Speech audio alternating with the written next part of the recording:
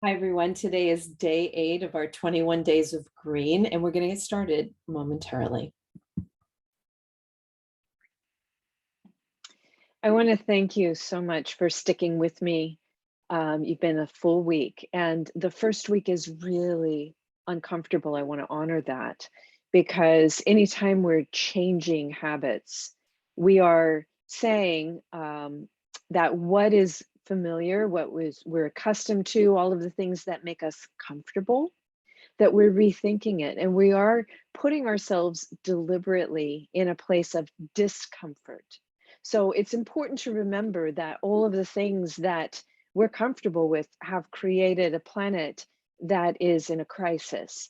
So if we just continue on with what we're comfortable with, we are not going to solve the problem. So we have to do things differently. The fortunate thing about that is that creating new habits can actually bring us, well, it's certainly going to bring us a healthier planet, but it can also bring us more money. It can bring us more prosperity, more abundance, more happiness, more health. So stick with it and please make it through the entire 21 days. I know that every day I'm asking you to do a monumental task that requires rethinking, sometimes even your entire life. So what I'm saying to you is please go through the 21 days. Don't stop to complete one task because the mindset is it's not as important as doing it, but it's the important first step. You can't go anywhere until you can see where you're going. So knowing where we're going and why we're going and going through the 21 days of the mantras themselves can get us pointed in the right direction, and then we can redo the process. Or by that time, we're going to be close to having the publication date of the power of 8 billion. It's up to us, and that is one that you do want to read and share with your friends and take on a deeper level. And perhaps at that time redo the 21 days, or even before that if you are in motion on some of these new projects and new ways of thinking. So I do want to remind you that we're entering a new week now. And I want you to remember all of the lessons from the last week, which is to love, to breathe more deeply, to exercise gratitude. And again, gratitude is not something you can force. However, you can start naming the things you're grateful for, and that kind of retrains your brain into thinking and being thankful. So again, it is a practice. So, a lot of different religions that are asking us to be on the, enlightenment scale and to get our morals more in tune. And I'm asking you to do that on a planetary basis and environment. They say it's a practice. They call it a practice. So it's not just reading about scripture. It's not just, like saying a prayer to your God. It is also having your actions in alignment with that which you're praying about. So again, back to this gratitude, again, you can't force it, but you can give thanks, which is an act which will lead to feeling more gratitude naturally. Forgiveness is another thing. It's not easy to forgive, especially if you're holding a lot of baggage about what you think that someone has done to you. However, a lot of that is going to be maybe even for now, just releasing it with that phrase, I don't want to drink the poison for now, until you get further on the scale of enlightenment, and you'll understand that forgiving somebody else or not holding that grudge is the gift you give yourself.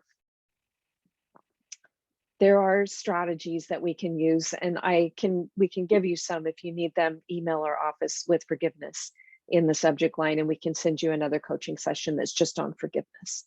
Have faith, but also understand that your faith should be in wisdom and time-proven strategies, and then start taking ownership and creating your world. Now, this week too is about taking those strategies that we've talked about deeper and getting more comfortable with these new habits. Okay? Today's mantra is peace. Now, peace is an interesting thing because it's not passive. It doesn't mean to let people just steamroll over you.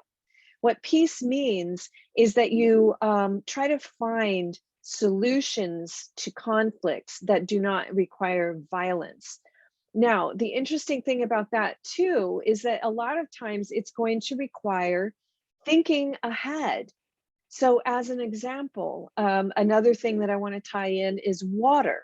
So, there are literal water wars in, especially a lot of the states that are relying on the Colorado River, which is getting drained, or Lake Mead, which is getting drained, and then that affects hydroelectricity and it affects the grid.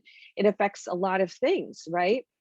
In Cape Town, it was at a crisis. They were going to have their water ration. They would have to stand in line for their ration of water. That's how low the reservoirs had gotten. So what's interesting is that a lot of these arid regions in all over the world really have poor water habits, whether it's letting their water run off into the rivers and the oceans and the sea, whether it is draining their aqueducts or in their reservoirs, whether it is having lawns in a desert, right? So rethinking things, xeriscaping, all of these things become very important. So the first thing I'm going to say about the mantra piece, first of all, keep it top of mind. Remember, the battle you win very often is the one you don't show up for. And also fold into that concept that sometimes we're not on the wrong side, on opposite sides.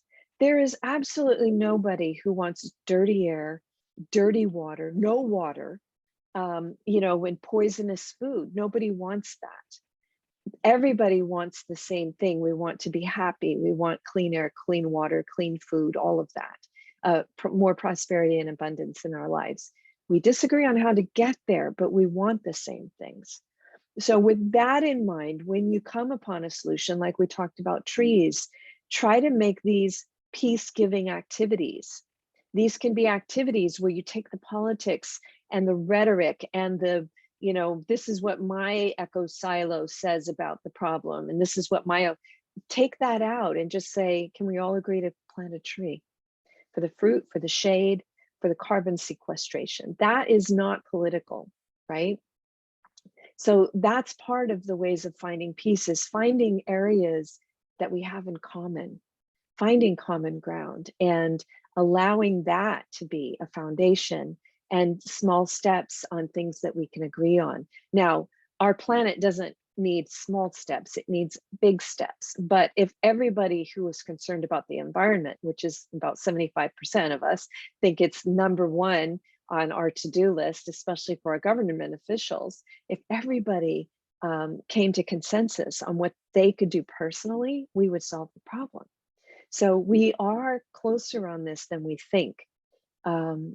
Okay, so we can create peace, but we also have to now start thinking about water in a different way.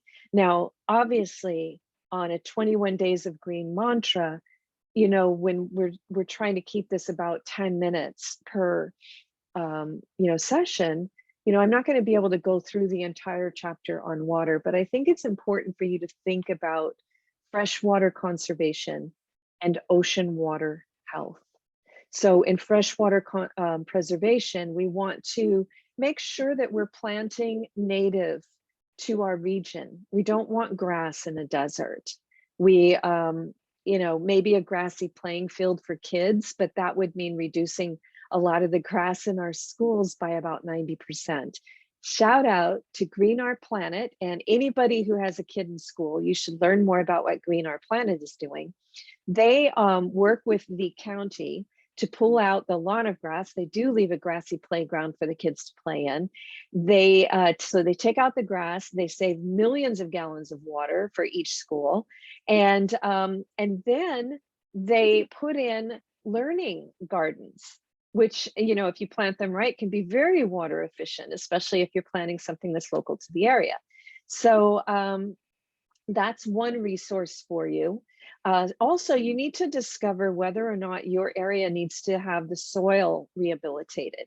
So learn more about the Green Belt movement in Kenya that Wangari Maathai, who won a Nobel Peace Prize for her work, that she started. Because what she discovered is that industrialized farming had made the land arid, and planting trees was a way to restore watersheds and to make the soil rich, which sequesters carbon. So again, learning this is actually stuff that we should have learned in high school. Keeping our home healthy is should be pretty much at the top of the list of things that we need to do in our lives. So I know it requires more education, but please commit to it. And that means that you can't listen to the rhetoric of politicians. I recently posted a blog about clean energy, and the politician from West Virginia, who happens to be a Democrat, is in a state that is 93.5% powered by fossil fuels, most of that coal. Why? Because coal is actually produced in West Virginia. That's one of the biggest industries there.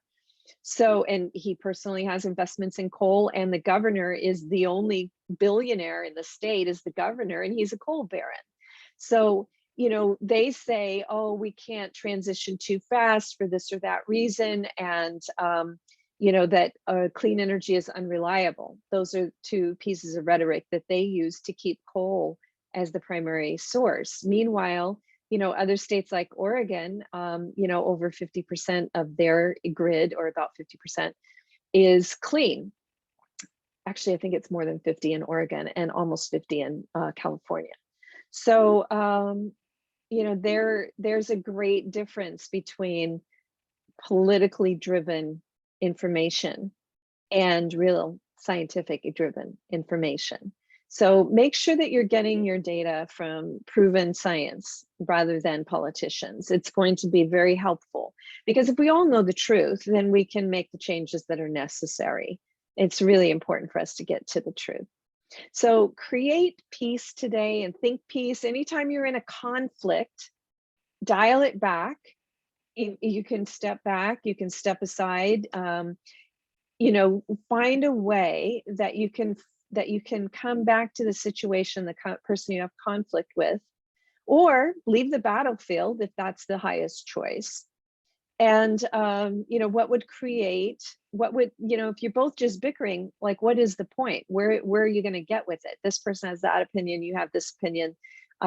Maybe you're not going to convince each other differently, right? So that might be a battlefield to leave. There's another thing as well, is that the Dalai Lama says that we should be creating peace zones rather than timeout for our children. So if a child has a conflict, if they have a peace zone where they can go in there and they're supposed to think about a more peaceful resolution than whatever they had done that was not peaceful, maybe even violence, they go there and they contemplate that. And when they're ready, they come out to tell you what the better choice would be. That's different than timeout, where there's no contemplation and there's no higher goal involved with it. Adults can use peace zones too. So think about the peace zone all day today. Think about ways that you can preserve fresh water, whether it's through learning more about gray water systems. If you're in a rural area, you could even learn more about brown and black water systems. And also about ocean. We are having problems because the CO2 in the air is destroying our coral reefs and warming the ocean, which is killing the fish. There are actually dead zones in the Gulf of Mexico, Lake Erie, other areas. And these are created from pesticide runoff from industrialized farming. So it's really important for us to get educated so that we can make consumers have a lot more power than you realize. When you buy cheap chicken that's not local and organic, you might be contributing to the dead zone in the Gulf of Mexico. If you're commuting every day, you're contributing to ocean acidification and the coral reefs, getting bleached and dying. So it's understanding how our hand has touched so many of the problems that we see, and our hand can heal so many of the problems that we see. So let's create peace and let's heal, and see how that works out for you today and what comes up, and journal it. And we'd love to hear from you too. All right, I'll see you tomorrow for day 9.